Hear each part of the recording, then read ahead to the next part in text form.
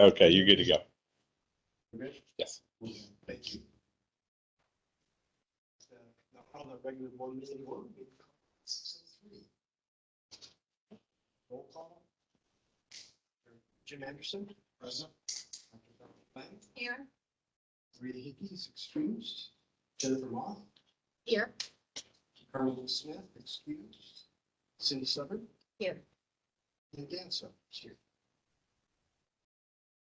Move to in memoriam. We send their sincere condolences to families and colleagues who passed away since our last meeting. Teresa Ann Bolus. Teresa, age 77, passed away Monday, February 28th. Teresa previously attended DD Works, started DD Works from schools, and received services from the Wisconsin State Department. Nicole Parsons, Emma, age 20, passed away Thursday, March 24th. Emma was a student at Rebecca Stallman Southwood School, also received services from the Wisconsin State Department. Michael Paul Schumacher, Michael, age 58, passed away Monday, April 11th. He received services from the Wisconsin State Department. We have a previous employee, Pat Sullivan. Pat passed away Friday, March 25th. Pat led Starkey's Office of Public Information, Community Education, and Communications for 19 years until retirement. Let's take a moment of silence to honor.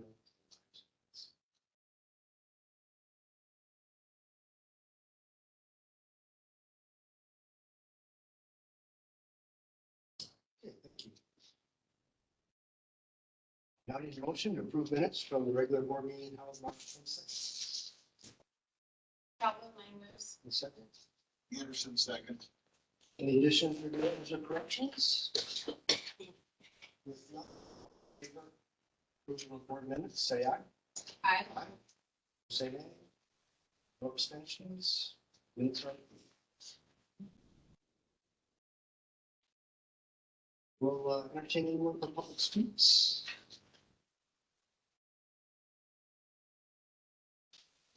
Public speaks. Go to the president's report. Well, good evening again. We have a light agenda this evening. We'll have our first in-service board training following tonight's meeting. But I did want to mention the outcome from the outcome measure report in the board report for early intervention for the steadily increasing numbers of children and families. This is a great service. We want to acknowledge the department for the work they're doing. The number of home visits made reported that we are serving more people personally in a month in total during the pandemic. Nice work, good job. And on behalf of the board, I want to thank all the departments for the reports and the work that's been done.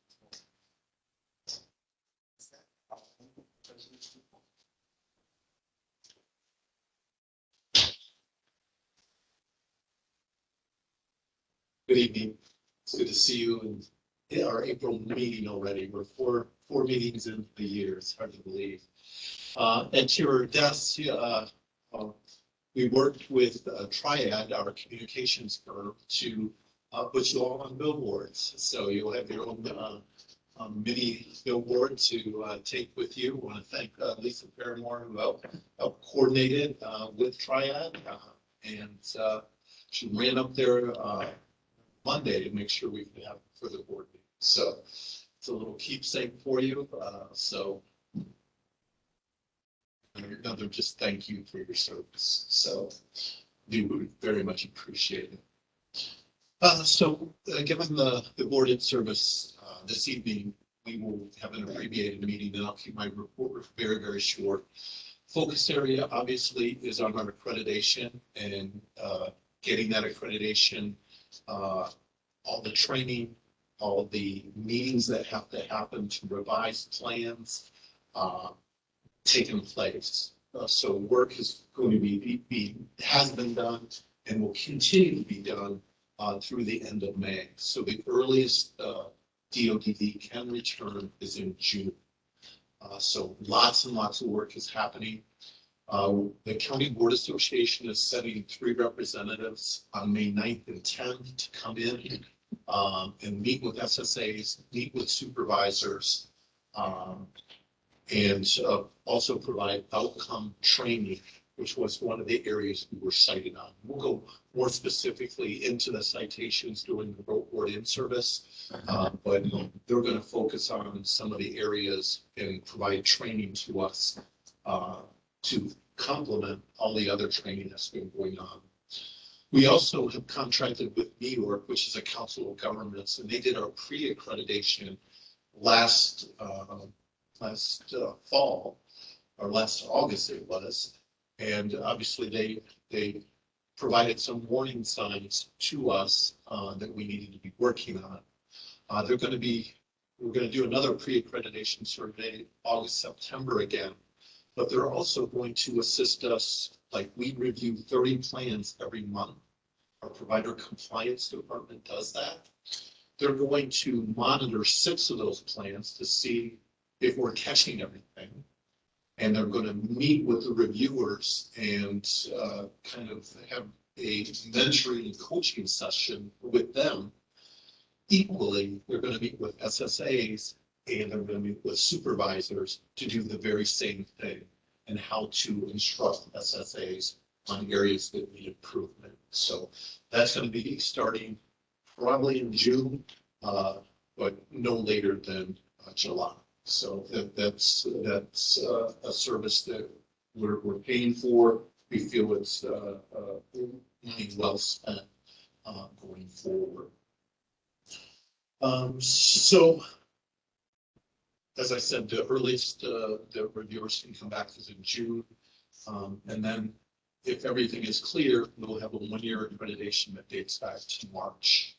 So we do anticipate them to come back in March of next year and do a full accreditation survey. So won't be just the SSA department. It'll be like the full human resources, RNQA, provider compliance, early intervention, and the SSA department. So and investigative services. So it'll be a full-blown reaccreditation that we'll go through that one. The expectation is that we get a 3-year approach.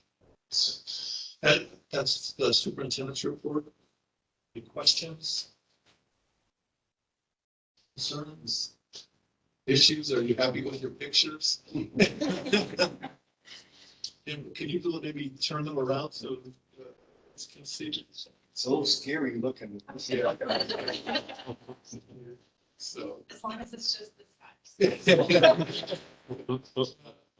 Might want to drive down with one of those. All right, that concludes the superintendent's report. Committee and department reports are in our board packet. Additions or deletions that are to be made. We do not have any old business or new business. So at this time, we'll have to review policies slated for first reading.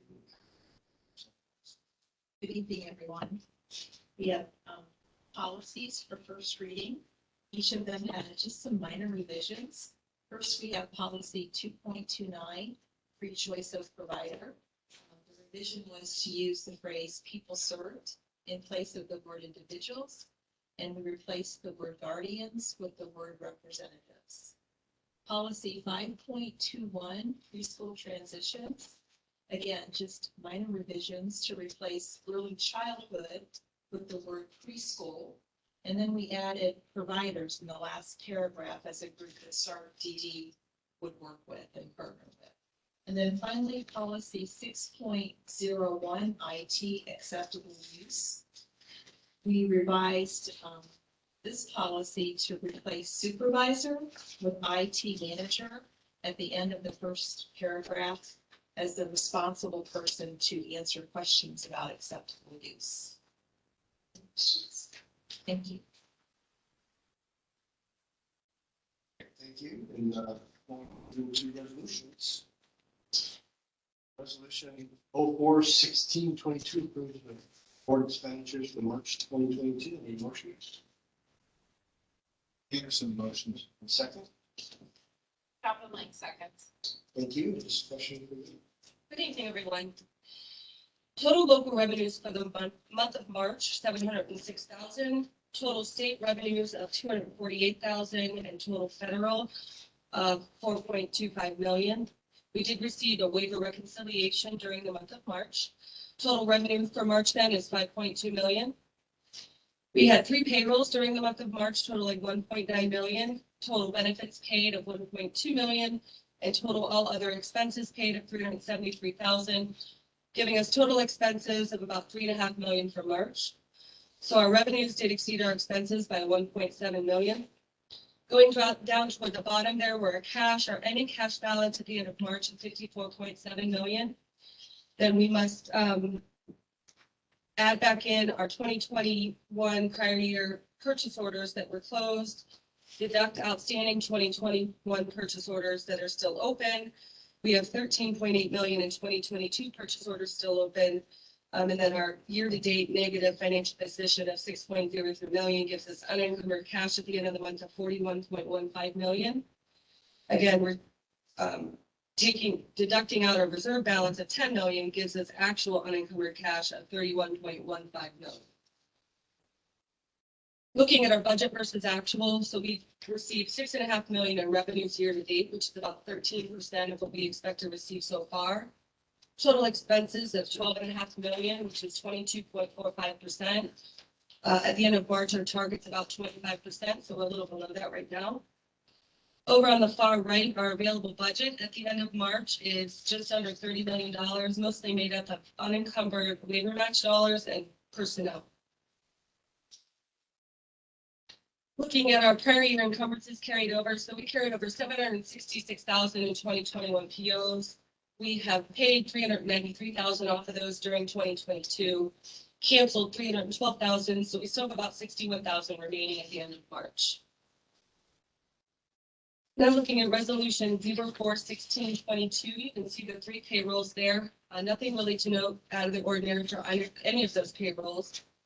And then the week-by-week breakdown of the non-payroll down below. If there are no questions, requesting approval of resolution 041622. Off, Bruce.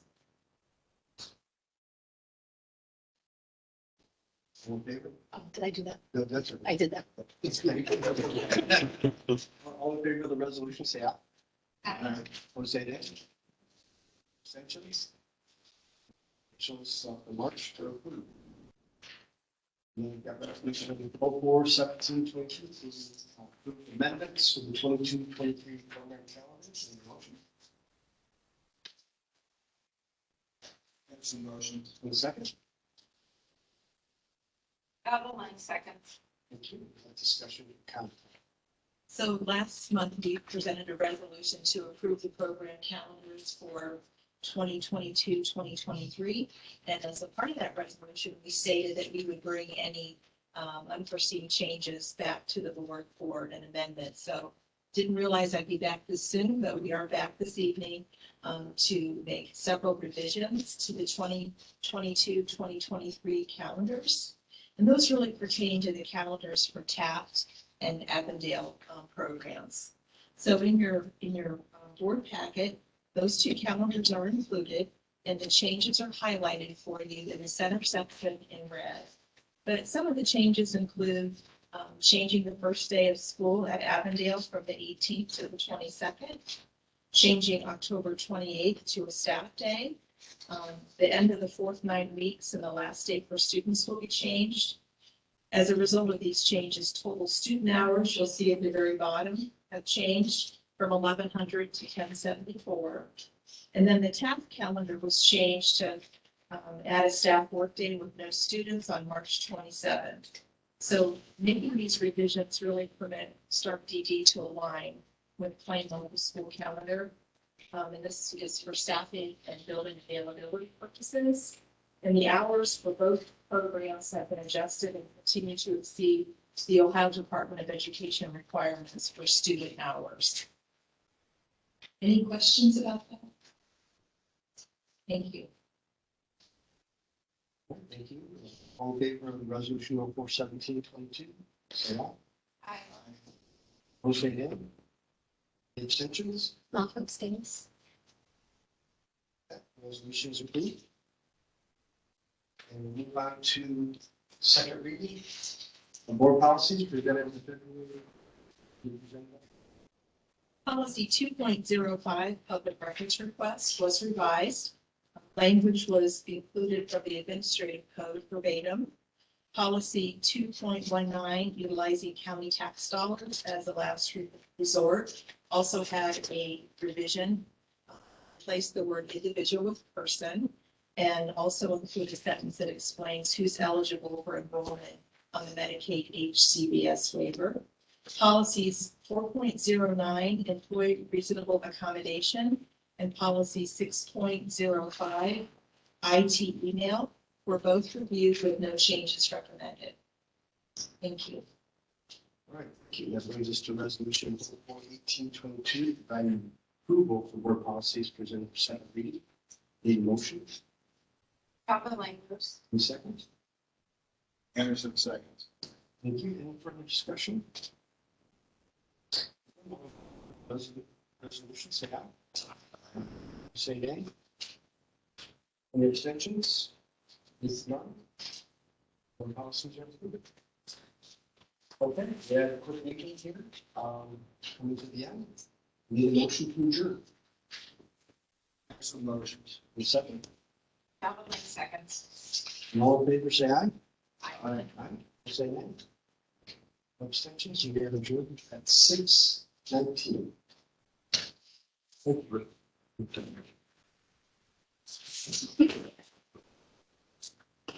Yeah.